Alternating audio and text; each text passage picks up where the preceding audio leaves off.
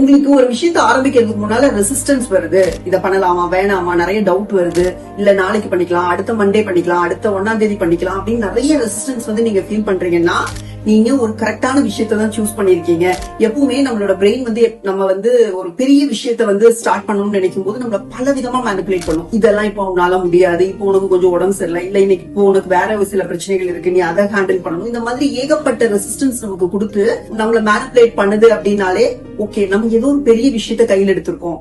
So உங்களுக்கு நீங்களே தட்டி கொடுத்துட்டு இந்த விஷயத்த வந்து நான் ஒரு பெரிய விஷயத்த கையில் எடுத்திருக்கேன், சோ அதனால எனக்கு ரெசிஸ்டன்ஸ் வருது, நான் இந்த ரெசிஸ்டன்ஸ் ஈஸியா ஓவர் கம் பண்ணி இதை நான் ஒரு ஸ்டெப் தாண்டி வந்துட்டேன்னா உங்க பிரெயின் வந்து உங்களை நம்ப ஆரம்பிக்கும். ஓகே, உன்னால இது பண்ண முடியும்னு அடுத்தடுத்த வேலைகளை வந்து உங்களால ஈஸியா கடந்து போறதுக்கு அது உங்களுக்கான கம்ப்ளீட் சப்போர்ட்டை கொடுக்கும். சோ ரெசிஸ்டன்ஸை கடந்து வர்றதுக்கான முதல் படி எப்பவுமே வந்து பாத்தீங்கன்னா ஒரு சின்ன ஆக்ஷன் அதுக்கு எடுத்து அதை நம்மளால சக்சஸ்ஃபுல்லா பண்ண முடியும். ஃபர்ஸ்ட் நம்மளையும் நம்ம பிரெயின்